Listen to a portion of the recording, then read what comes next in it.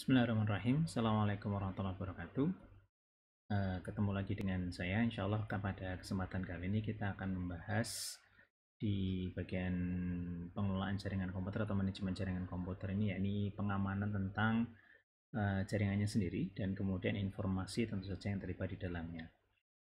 Nah, kalau kita berbicara aspek keamanan, tentu aspek keamanan ini tidak bisa dipandang sebelah mata gitu ya.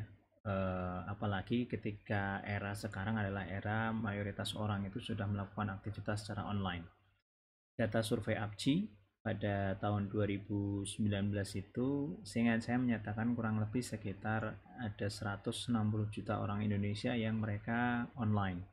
Ya, dan tidak sedikit dari online itu yang kemudian mereka melakukan aktivitasnya di sosial media, di kemudian layanan email, termasuk juga layanan-layanan commerce. Ya.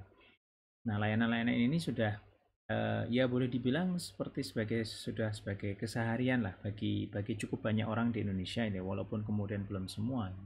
Tapi kalau kemudian kita perhatikan, insya Allah sih trennya digital gaps di Indonesia ini akan semakin turun. Nah, ketika digital gaps ini sudah semakin turun, semakin banyak orang kemudian terlibat dalam aktivitas online, maka kita tidak bisa tidak harus kemudian mulai berpikir tentang bagaimana kita mengamankan data kita. Gitu. Suatu ketika saya posting tentang masalah tanggal lahir di salah satu media sosial gitu ya. Waktu itu saya ditanggapi dengan sinis oleh beberapa kawan. Saya waktu itu pas sedang ngambil kuliah di luar negeri. Saya mengatakan bahwasanya tanggal lahir itu adalah sesuatu yang sifatnya sangat sensitif, tidak bisa kemudian diberikan sembarangan. Waktu itu kemudian didebat oleh orang-orang di Indonesia gitu ya, kebetulan itu ya, yang juga mereka sebenarnya terlibat di teknologi informasi. Mereka mengatakan apa salahnya kemudian tanggal lahir. Oh, data-data itu ya boleh dibilang tidak terlalu sensitif dan lain sebagainya. Nah, kondisinya waktu itu adalah ketika saya tinggal di luar negeri, ketika kemudian saya waktu itu pindah rumah, saya kemudian mau memindahkan nomor telepon saya dari rumah yang lama ke rumah yang baru. Itu ketika ditanya itu beberapa hal yang menjadi keyword untuk kemudian meyakini bahwasannya saya adalah customer yang benar, itu adalah dengan tanggal lahir. Nah, dari tanggal lahir itulah kemudian dipakai sebagai alat konfirmasi. Oke, berarti Anda adalah pelanggan yang benar. Kami akan memindahkan nomor telepon Anda yang tadinya dari alamat A ke alamat B. Nah, balik lagi ke cerita tadi, ternyata di Indonesia tanggal lahir itu bukan suatu hal yang concern besar gitu ya. Bagi sebagian orang gitu ya, tanggal lahir itu ya biasa-biasa saja, tidak ada yang kemudian harus dikhawatirkan. Sampai kemudian terjadinya kebocoran data yang ternyata tanggal lahir itu bisa dipakai sebagai salah satu tools yang dipergunakan oleh hacker untuk menyerang seseorang. Nah, konsep keamanan sendiri itu paling tidak mengikuti piramida ini yang kita sebut dengan nama CIA Triad gitu ya. Di mana CIA itu adalah abbreviation gitu ya, bukan Central Intelligence Agency, tapi dari 3 karakter, 3 komponen pokok dari pengamanan yang disebut dengan nama confidentiality atau kemudian kerahasiaan. Kemudian berikutnya adalah integrity atau kemudian uh, tidak berubahnya data-data atau tampering yang kemudian terjadi dari data yang ada di sana. Dan yang ketiga adalah A atau availability, ketersediaan. Jadi kalau kita berbicara yang namanya confidentiality, ya, yang namanya confidentiality itu adalah sejauh mana kemudian saya bisa mengamankan data-data saya.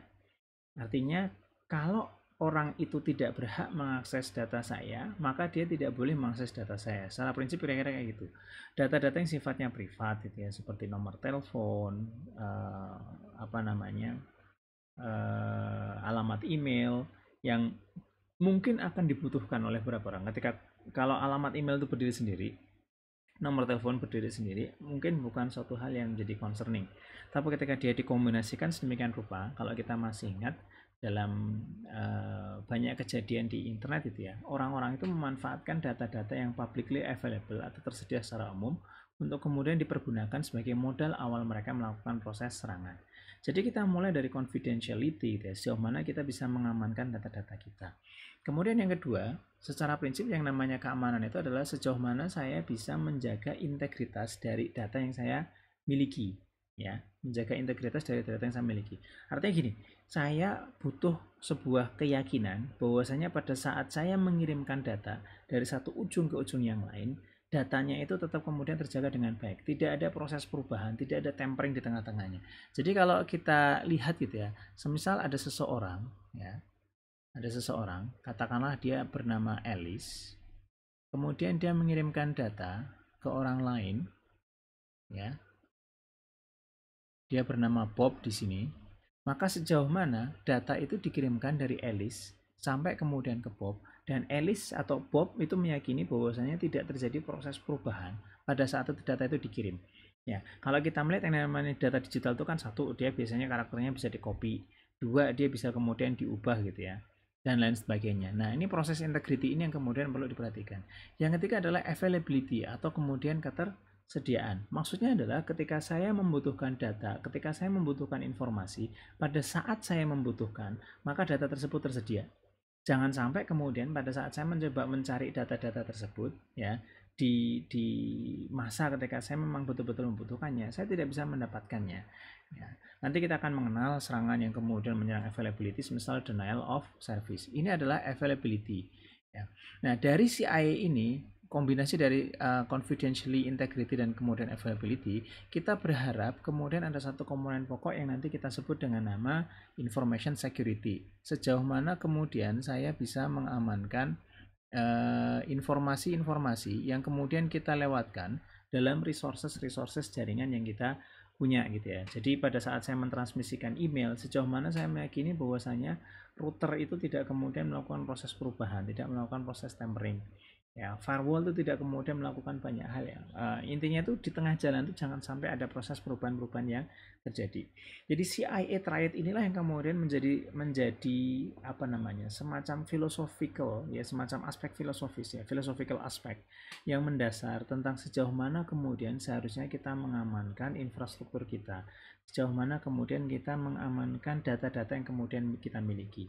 Jadi kalau kita berbicara data confidentiality itu secara nature bukan masalah datanya yang kemudian harus diamankan, tapi seperti tadi saya ceritakan, boleh jadi kombinasi-kombinasi dari beberapa hal yang sifatnya biasanya tersedia secara publik itu ternyata mampu menjadikan seseorang itu melakukan serangan, attack gitu ya, terhadap resources yang dimiliki oleh entah itu korporasi, entah itu kemudian sifatnya personal, organisasi, dan lain sebagainya. Tidak ada yang immune.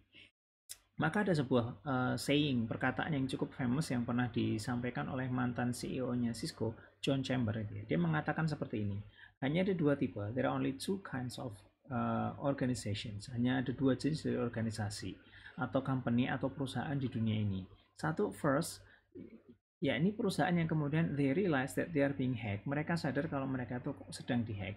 Kedua adalah a company that they didn't realize that they were being hacked.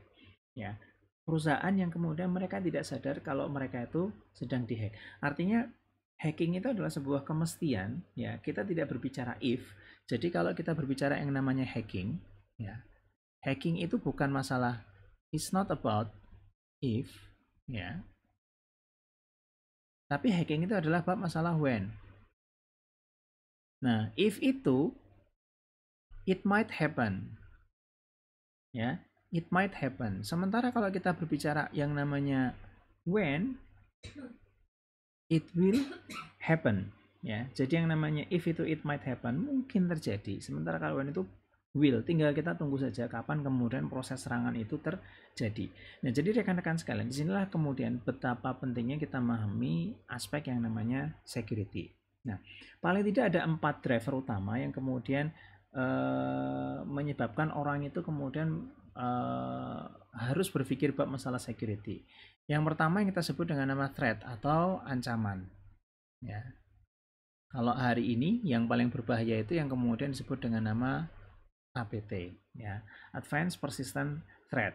Jadi ancaman yang terjadi secara terus-menerus, secara konsisten. Jadi ini biasa terjadi misal ada perang cyber antar satu negara dengan negara yang lain.